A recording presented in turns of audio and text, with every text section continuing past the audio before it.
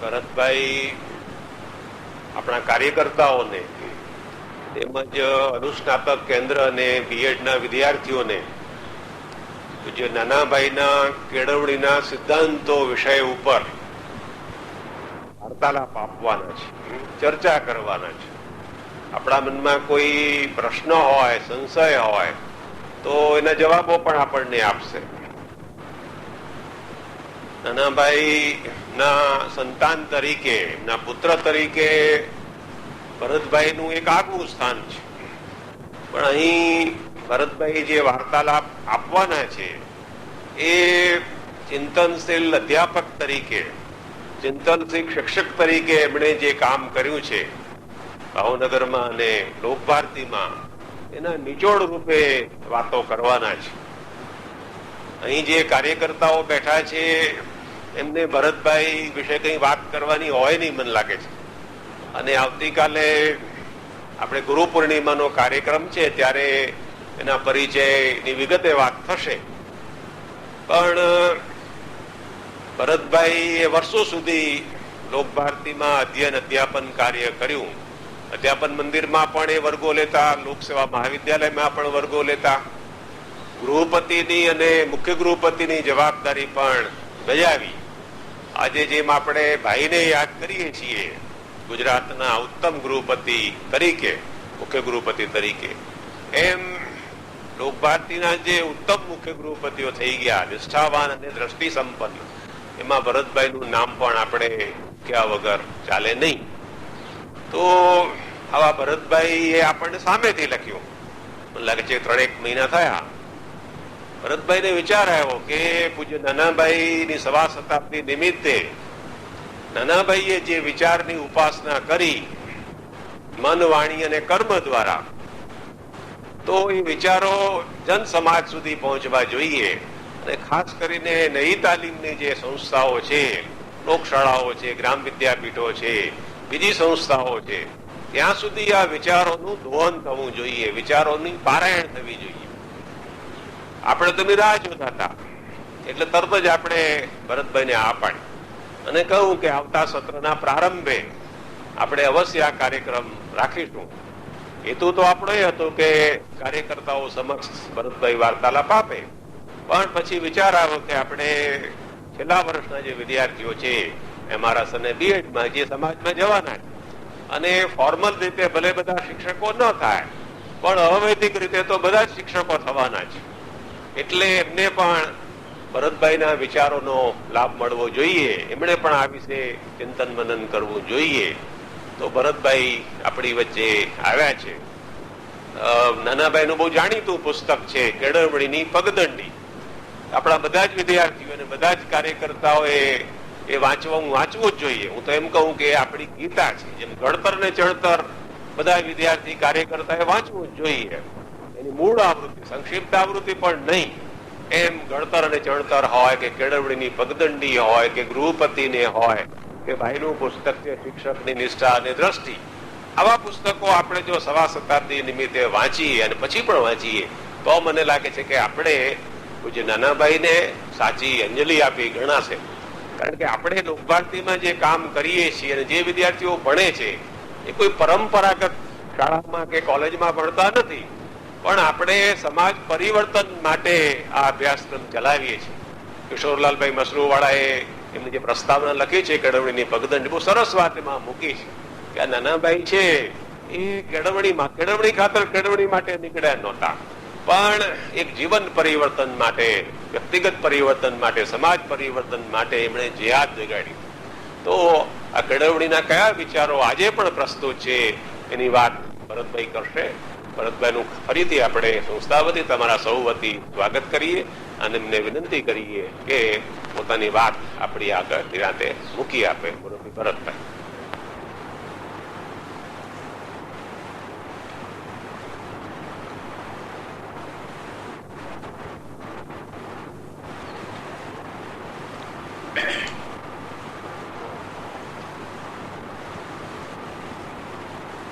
પ્રિયભાઈ પ્રવીણભાઈ, કાર્યકરો, બહેનો, આમ જિલ્લાના કાર્યકરો અને વિદ્યાર્થી ભાઈઓ બહેનો, પહેલા તો આ નિમિત્તે અહીંયા ઉપસ્થિત થવાનું બન્યું એનો હું મારો આનંદ પ્રગટ કરું છું. અને જ્યારે આ વિચાર મને મનમાં આવ્યો ત્યારે બહુ સહજ છે કે મને પહેલી લોકભારતી જ યાદ આવે. એટલે એ રીતે હું એમ કહું કે અહીંયા હું ઘરે આ મારી વાત કહેવા આવ્યો છું.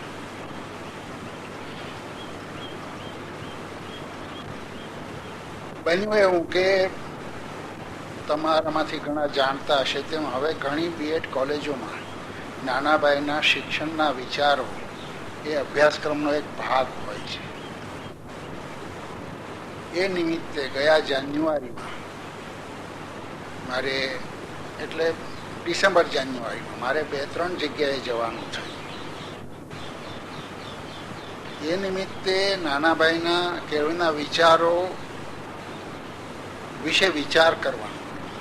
આમ તો એમણે ઘડતરને ચણતરમાં 15 સિદ્ધાંતો આપેલા છે, પણ એ સિદ્ધાંતોને મેં એક કોર મૂક્યા. બુચભાઈએ એની નોંધ કરી છે, પણ એ બધાને સમાવી લેતું ને કંઈક બધું વ્યાપક જે મને દેખાણું એમાંથી તારવીને મૂકવાનું મને મન થયું. ને એ રીતે મેં એ રીતે વિચાર કર્યો અને પછી જ્યાં મારે જવાનું હતું તે તેમાં વાત કરી. એમાં સીએનમાં પણ જવાનું અને સીએનમાં વાત કર્યા પછી ત્યાંના અધ્યાપકો એને રેખાબેને એમ કહ્યું કે તમે આ લખો. એટલે મને વિચાર આવ્યો કે આ લખવાની વાત તો ઠીક છે, પણ આ વાત બધે કરી હોય તો કેમ? જ્યાં જ્યાં આપણે લખીએ ને જ્યાંથી આપણને આમંત્રણ મળે ત્યાં આપણે કરીએ તો કેમ? એમ મને વિચાર આવ્યો અને એમાંથી મેં એક પત્ર તૈયાર કર્યો અને પત્ર ગયા ડિસેમ્બરમાં જાન્યુઆરીમાં મેં રવાના કર્યો. ગુજરાતની 15 એવી સંસ્થાઓમાં કે જ્યાં હું આ રીતે પરિચયમાં છું, અને એના પ્રતિસાદ રૂપે ગયા સત્રમાં મારે 11 જગ્યાએ આ વિશે બોલવાનું થયું. અને કેટલીક સંસ્થાઓએ જેમ લોકભારતીએ એમ કેટલીક સંસ્થાઓએ એમ કહ્યું હતું કે પછી આપણે બીજા સત્રમાં ગોઠવીશું. એટલે હજી એ સુયોગ છે કે નવું સત્ર અહીંથી શરૂ થાય છે, બીજો રાઉન્ડ અહીંથી શરૂ થાય છે અને હજી 5 જગ્યાએ જવાનું બનશે. જ્યાં જ્યાં ગયો ત્યાંનો માહોલ, એ સંસ્થા સાથેનું નાનાભાઈનો નાતો, એ બધો વિચાર કરીને મને જેટલું કહેવા જેવું લાગે એટલું કહેવાનું ને બાકીનું ગાળી નાખવાનું, એવો પણ મેં પ્રયત્ન કર્યો છે. અને એટલે કદાચ હું અહીંયા એટલું ગાળી નહીં નાખું, પણ મારે જે થોડું કહેવું છે વિશેષ એ પણ હું કહીશ.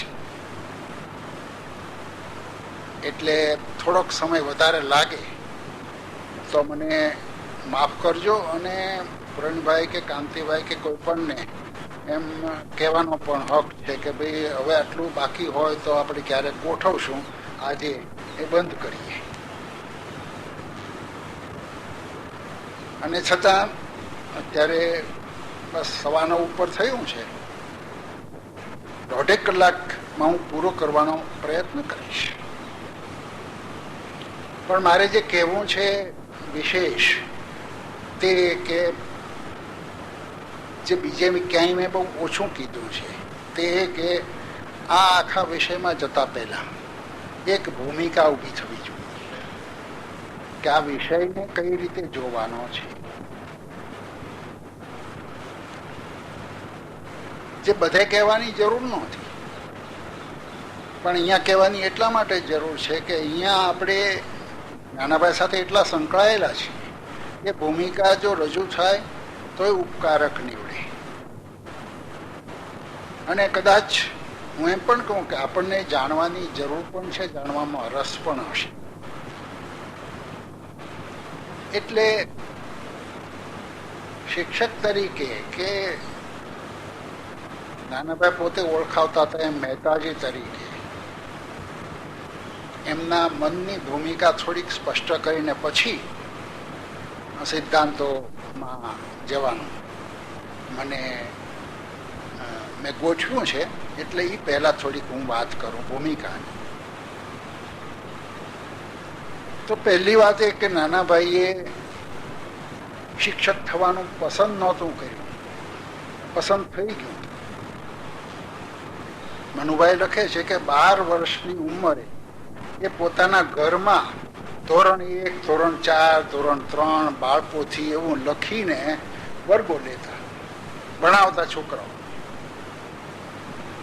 અને નાનાભાઈએ પોતે પેટલીકરને જવાબ આપતા કીધું છે કે મારે એમ કે તમે કોઈ સ્વપ્ન સેવેલા આવા શિક્ષક થવાના એમ પેટલીકરે પૂછ્યું ત્યારે કહ્યું કે મને કોઈ સ્વપ્ન આવ્યા નથી, હું ભણાવવા જ માંડ્યો હતો, બહુ નાનો હતો ત્યારથી, ઘરે ભણાવતો. એટલે નાનાભાઈનું શિક્ષકત્વ એ આ રીતે શરૂ થયું એમ કહેવું જોઈએ. શરદબાબુ બહુ સારા વાર્તાકાર, એની જેવો કથાકાર, કથા સાહિત્યનો સમ્રાટ બીજો ભારતને કોઈ મળ્યો નથી. એ નાનપણમાં વાર્તા કહેતા, જે વાર્તાઓ એમણે લખી છે એવી જ એ નાની નાની પોતાના મિત્રોમાં કહેતા. અને એનો આધાર ક્યાંથી મળતો? એમના પિતા વાર્તાઓ લખતા, કાશીનાથ, અને અધૂરી મૂકી દેતા, પૂરી કોઈ દી થતી નહીં. એમણે કોઈ નોકરી કરી નથી પૂરી, કોઈ વાર્તા પૂરી કરી નથી. પણ એ પોતાના પિતાની આવી વાર્તાઓ વાંચીને નાના નાના પોતાના મિત્ર જૂથમાં શરદબાબુ વાર્તાઓ કહેતા ને એમાંથી એ વાર્તા કરતી. એટલે નાનાભાઈ ને શરદબાબુ વચ્ચે આવું બહુ મોટું સામ્ય છે કે એ જન્મજાત જ શિક્ષક હતા નાનાભાઈ. પણ એની સાથે બીજી વસ્તુ પણ નોંધવા જેવી છે કે ઘણી જગ્યાએ એમણે કહ્યું છે ને બીજાએ પણ કહ્યું છે કે મારે મન આ કામ છે તે ઈશ્વરની આરાધના, ઈશ્વર પાસે જવાનો એક માર્ગ હતો. ઉમાશંકરભાઈએ કહ્યું છે કે નાનાભાઈની શિક્ષણ સાધના ધર્મ સાધનાનું સ્વરૂપ.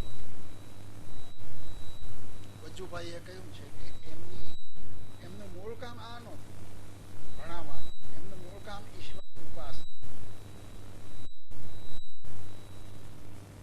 એટલે આટલી નાની હોય શિક્ષક થવાની ઈચ્છા, અને છતાં એની પાછળનો આવો કર્મમાર્ગી ખ્યાલ, એ બંને વસ્તુ એક સાથે ભેગી થઈ એમ આપણે કહેવું જોઈએ. અને એનું કારણ કદાચ એ છે કે નાનાભાઈને એમ લાગ્યું હશે કે સમાજને તંદુરસ્ત કર્યા સિવાય હું એકલો મારો ઈશ્વર તરફનો માર્ગ ચોખ્ખો કરું બરાબર નથી. એટલે એમણે પેટલીકરને જવાબ આપતા કહ્યું છે કે મારે આ દ્વારા ઈશ્વરની નજીક જ જવું, એટલે એને તમે સ્વાર્થ કહી શકો એમ એમણે પેટલીકરને કહ્યું છે કે એને તમે સ્વાર્થ કહી શકો, પણ પછી આપણે સુધારીએ કે એને સાત્વિક સ્વાર્થ કહીએ. પણ મારો સ્વાર્થ જ હતો આ કામમાં હું પડ્યો એમ પણ એમણે પેટલીકરને જવાબ આપતા કીધું છે. એટલે પહેલી વાત એ કે નાનાભાઈની આ કેળવણીની પ્રવૃત્તિને આવી રીતે એમની શિક્ષક થવાની ઈચ્છા સમાજને તંદુરસ્ત બનાવવાની ઈચ્છા ને એ દ્વારા એ જાણે ઈશ્વરનું જ કામ છે મને સોંપાયેલું એમ ગણીને ઈશ્વર સુધી, ઈશ્વરની નજીક જવાનો પ્રયત્ન, એ બંને વસ્તુ ભેગી થઈ છે. એટલે કેવળ ઈશ્વરની નજીક જવા માટે એમણે સંન્યાસ આશ્રમ પસંદ ન કર્યો, પણ આપણી પરંપરા પ્રમાણે ચારેય આશ્રમો પસંદ કર્યા એમ કહી શકાય. ને એમાં જે ગૃહસ્થાશ્રમ છે, એટલે કે જ્યારે તમારે કર્મ કરવાના છે ત્યારે કર્મ માર્ગ તરીકે એમણે આ શિક્ષકનું કામ પસંદ કર્યું. પણ એને મમત્વથી નથી જોયું. એને જ્યારે છોડવાનું આવ્યું ત્યારે છોડવાનો પણ એમણે પૂરો ઓલો કર્યો છે, પૂરી તકેદારી રાખી છે અને કાળજી રાખી છે કે હું એમાંથી નીકળી જાઉં. એટલે મમત્વ વગરનું આવું કર્મ માર્ગી કામ એટલે શિક્ષકનું કામ એમ આપણે કહી શકીએ. બીજી વાત ભૂમિકા રૂપે મારે એ કહેવાની છે કે નાના ભાઈના જે કાંઈ વિચારો આપણે તારવીએ આજે, કે એમના લખાણમાં પણ આપણને ક્યાંય જોવા મળે, તો એ વિચારો પહેલેથી એમની પાસે આવી ગયા છે એવું નથી, એ ધીરે ધીરે આવ્યા છે. એટલે એમણે પોતે જ લખ્યું છે કે હું ત્યારે, એટલે કે 1910માં દક્ષિણામૂર્તિ વિદ્યાર્થી ભવન જ્યારે સ્થાપ્યું ત્યારે હું જે માનતો હતો, જે વિચારો ધરાવતો હતો, એ જ વિચારો અત્યારે, એટલે કે ઘડતરને ચણતર લખતી વખતે 1945-46 કે 50માં એ જ વિચારો હું ધરાવું છું એમ ન કહી શકાય. વાસ્તવમાં એમના વિચારોમાં પરિવર્તન આવ્યું છે. એટલે એક રીતે આપણે કહેવું તો કહી શકીએ કે સાતત્ય નથી, પણ સાતત્ય એ રિલેટિવ શબ્દ છે. સાતત્ય ગુણ પણ હોઈ શકે, સાતત્ય મર્યાદા પણ બની શકે. નાનાભાઈ ધીરે ધીરે નવું જેમ જેમ એમને દેખાતું ગયું એમ એમ એ અપનાવતા રહ્યા, અને એટલે એમના વિચારોમાં પરિવર્તન આવ્યું. તમને જાણીને નવાઈ લાગશે કે દક્ષિણામૂર્તિ શરૂ થઈ ત્યારે સંધ્યા પૂજા ફરજિયાત હતા, અને કોઈ એમાં ચૂકે તો એને સજા થતી, દંડ થતો. આજે તને શાક ખાવા નહીં મળે, આજે તારે દૂધ છોડવાનું છે, આવું હતું દક્ષિણામૂર્તિ. પણ આવી સંધ્યા પૂજા ફરજિયાતથી શરૂ કરીને નાનાભાઈ મરજિયાત પ્રાર્થના સુધી પહોંચ્યા. એક ટંક કેવળ 10 થી 12 મિનિટ તમે પ્રાર્થનામાં આવી શકો તો આવો, એમ એ વિદ્યાર્થીઓને કહેતા થયા. તો એમણે લખ્યું છે કે પ્રેમશંકર નામના એક વાલી આવીને એમની પાસે બેઠા અને કીધું કે નથુ ભટ્ટ, આ તમે મારા દીકરાને બધાને આવી સજા કરો છો તો હું સમજો છો કે તમે આમ તમે કે એને ધાર્મિક બનાવવાના છો કે આ તો ધાર્મિકતાનું ખોખું છે કે જળ. નાનાભાઈ તો સરસ એમનું પોતાનું પ્રેમશંકરભાઈનું જ કહેવાનું નાનાભાઈએ ઘડતરને ચણતરમાં 317 પેજ ઉપર બહુ સરસ લખ્યું છે. પણ નાનાભાઈ પછી લખે છે કે મારી આંખ ઉગડી ગઈ. આ કેટલું છીછરું ઉપર છલ્લું છે એ મને પ્રતીત થયું. એમ જ પ્રહલાદ પારેખ, કવિ પ્રહલાદ પારેખ અને એના મિત્રો નાનાભાઈને એક પાઠ ભણાવે છે. કંઈક ભૂલ કરી છે છાત્રાલયમાં, એટલે એમને એક અલગ કેમ્પસના એક મકાનમાં અઠવાડિયું રહેવાનું પ્રહલાદ પારેખને. મને યાદ આવે છે કે અહીંયા અમે ભણતા ત્યારે 4 વિદ્યાર્થીઓને મૂળશંકરભાઈ અહીંયા બળદ છપ્પર પાસેના એક રૂમમાં મોકલ્યા હતા. એક એમણે ભૂલ કરી હતી એટલે, ને એ ત્યાંથી પાછા અમારી હારે ભણતા હતા, એટલે જમવામાં જોડાઈ જાય. એટલે પૂછીએ કેમ ચાલે છે, એટલે કે હવે કેટલા દિવસો ગણીએ છે કે અમે ભૂલ તો થઈ ગઈ પણ દિવસો ગણીએ છે કે ક્યારે તમારી યારે રહેવા આવીએ પાછા. તો પ્રહલાદ પારેખને અઠવાડિયું ત્યાં રહેવાનું. એ અઠવાડિયું પૂરું થયું પછી એના મિત્રોએ સરઘસ કાઢ્યું પ્રહલાદ પારેખને લાવવાનું, છાત્રાલયમાં લાવવાનું સરઘસ કાઢ્યું. એટલે જે સજા કરી એની હાંસી જ કહેવાય ને. પણ નાનાભાઈ લખે છે કે ગૃહપતિ બાપડો શું કરે બિચારો, જોયા કરે સરઘસ અને આવ કરે પ્રહલાદ પારેખને, કારણ કે સજા તો પૂરી થઈ. એટલે એમણે સરખાવ્યું છે પછી કે હું મુંબઈ ભણતો ત્યારે કે આનંદ બિલખાના આનંદ આશ્રમમાં સજા થતી એ મને યાદ આવ્યું. અને મુંબઈમાં હું શીખ્યો એસટીસી થયો ત્યારે કે સજા કેવી રીતે વિદ્યાર્થીને કેળવણી આપે છે એ પણ ત્યાં ભારપૂર્વક સમજાવાતું હતું.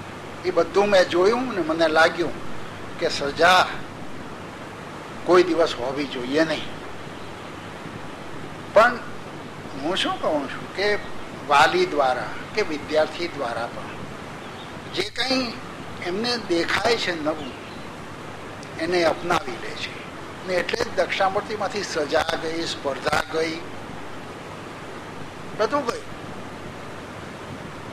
અને બુચભાઈ તો સ્પર્ધા અને સજાના એટલા આગ્રહી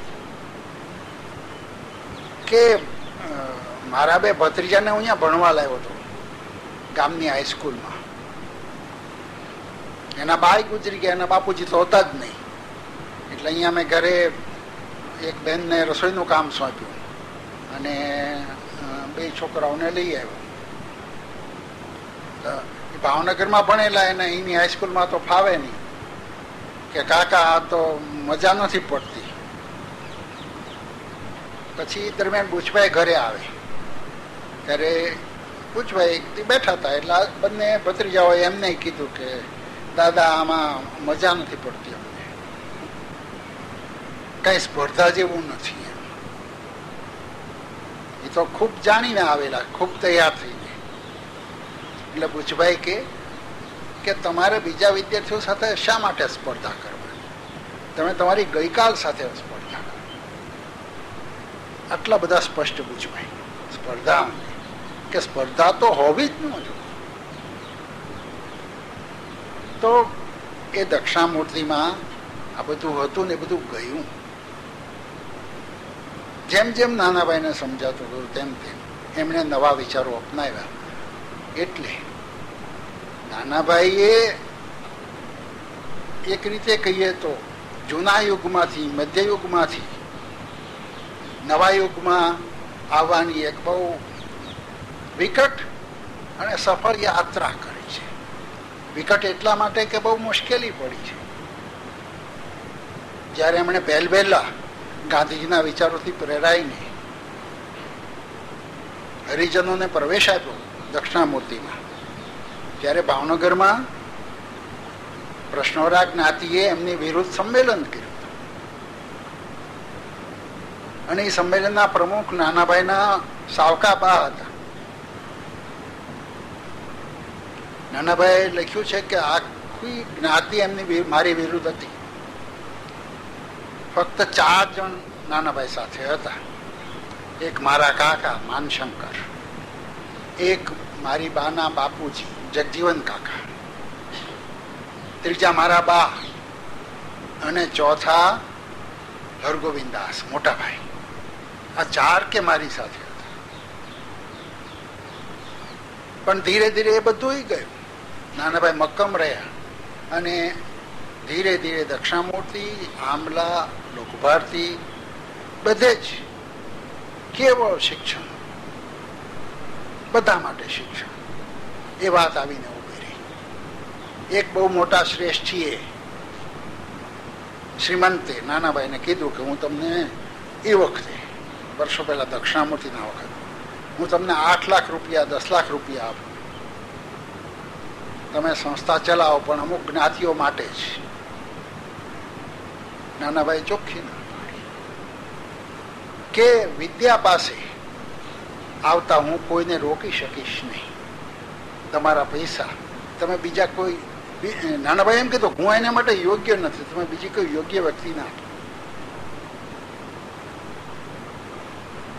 એટલે આ રીતે એમના જીવનમાં વૈચારિક સુધારા પણ થતા ગયા. ત્રીજી વાત કે કોઈ પણ નવી પ્રવૃત્તિ જ્યારે શરૂ થાય, પ્રવીણભાઈએ કીધું એમ એક શૈક્ષણિક સુધારો જ્યારે શરૂ થાય ત્યારે સમાજ સુધારો કે કેળવણીનો સુધારો કે કંઈ પણ જો વર્તમાન સ્થિતિમાં અસંતોષ હોય તો જ આવે. ક્રાંતિનું લક્ષણ જ એ કે પરંપરા જે ચાલે છે એ બરાબર નથી, માટે ક્રાંતિની જરૂર છે, માટે પરિવર્તનની જરૂર છે. નાનાભાઈને જે કામ સૂઝ્યું એની પાછળ આ પણ કારણ છે. એ હિન્દુ સંસ્કૃતિના અથવા તો ભારતીય સંસ્કૃતિના, ભારતીય પ્રાચીન સાહિત્યના બહુ મોટા અભ્યાસી અને ચાહક બંને. બહુ નાનપણમાં એમણે પોતાના ગામમાં રામાયણ મહાભારતની કથાઓ સાંભળી છે સારા કથાકારને મોઢે. એટલે એનો એટલો લગાવ કે એમાંથી એમણે સંસ્કૃતિનો આખો અભ્યાસ કર્યો અને એમને લાગ્યું કે અત્યારની કેળવણી એ ભારતીય સંસ્કૃતિને જરાય બંધ બેસતી નથી. એમાં માતૃભાષાનું મહત્વ નથી, એમાં ભારતીય જીવન સાથે કોઈ અનુબંધ નથી, એમાં ભારત માટેનું કોઈ ગૌરવ. ગુલામો તૈયાર કરવામાં આવે છે નથી. એ એક રીતે કહીએ તો માણસને કાર્યક્ષમ બનાવવાને બદલે બેઠાડું બનાવી દે છે, એવી કેળવણી છે. અને આવી કેળવણી કોને માટે છે? 10-15% માટે. બીજા કોઈને કંઈ, બીજા કોઈની સરકાર તો ચિંતા કરતી નથી, અંગ્રેજ સરકાર. એટલે આ કેળવણી, જેમાં એ અધ્યાપક હતા, પ્રોફેસર હતા, પહેલા મહુવાની હાઈસ્કૂલમાં હેડમાસ્ટર હતા અને ત્યાં તો 8 મહિના જ કામ કર્યું. પછી શામળદાસમાં એ પ્રોફેસર બન્યા, ત્યાં એમણે ભણાવ્યું. તો ત્યાં એમણે આ જોયું કે આ કેળવણી એ ખરેખર ભારતીય સમાજ માટે તો કેળવણી નથી, કુકેળવણી છે. એમાંથી સમાજનું હિત નથી થતું, અહિત થતું. એટલે કઈ રીતે હિત થાય એ દિશામાં જવા માટે એમ કહેવાય કે નાનાભાઈ માસ્તર, હેડમાસ્ટર, અધ્યાપક અને પ્રોફેસર બન્યા હતા. પણ એ બધા એ કાંચળીઓ છોડીને નાનાભાઈ મહેતાજી શિક્ષક, ઉપાધ્યાય, ગુરુ અને ઋષિ બન્યા. કારણ કે ભારતીય શિક્ષણ પરંપરાના આ નામ છે. આમ એમણે પોતાનું કામ ધીરે ધીરે નક્કી કરી શરૂ કર્યું અને જેમ પોતે ઘરમાં નાના છોકરાઓને ભણાવતા હતા એમ સંસ્કૃત નાટકો કે અંગ્રેજી કાવ્યો ભણાવવાનું છોડીને એમણે દક્ષિણામૂર્તિમાં ચકાચકીની વાર્તા કહેવાનું શરૂ કર્યું.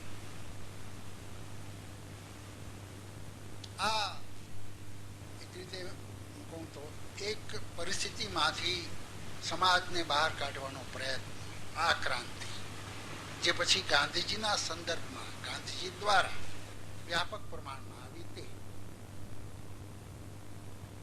પણ નાનાભાઈ પોતે કદાચ માનતા હશે કે આવી ક્રાંતિ કેવળ કેળવણીથી થઈ શકે છે અને કેળવણીનું કામ બહુ વ્યાપક ન કરી શકાય, મર્યાદિત રાખવું. કારણ કે ત્યાં આચાર દ્વારા શીખવું. તમે આચાર કેટલા ને શીખવાડી શકો? તમને જેટલા જોતા હોય એટલા ને શીખવાડી શકો. તમે જેટલા સાંભળતા હોય એટલા ન શીખવાડી શકો. અને એટલે એમણે પલોઠી પોતાનું કાર્યક્ષેત્ર નથી અને એવી એક સીમા પોતાના સંદર્ભમાં નક્કી કરી કે અહીંયા હું કરું એ થાય, બહારની હું ચિંતા નહીં કરું, બહારવાળાએ અમારી ચિંતા નહીં કરવાની. આમ કેળવણીનું કામ થાય એવો એમનો ખ્યાલ બંધાયો ને એમણે એ રીતે પલોઠી વાળીને કામ શરૂ કર્યું. તો આટલી ભૂમિકા સાથે કે આવા ખ્યાલોથી એમણે કામ શરૂ કર્યું. આવી પરિસ્થિતિમાં એમને આ વિચાર આવ્યો. એ રીતે વાત ભૂમિકા જોઈને પછી આપણે હવે મૂળ મુદ્દામાં જઈએ છીએ કે નાનાભાઈના કેળવણીના સિદ્ધાંતો મને કયા લાગ્યા. મેં પહેલા કહ્યું તેમ એને મેં કેટલાકને એકબીજામાં ભેળવી દીધા છે, કેટલાક એક મુખ્ય મુદ્દાની નીચે લીધા છે. એમ કરીને પણ મારા આ વિષયને મેં 5 મુદ્દામાં વહેંચ્યો છે એમ કહું તો ચાલે.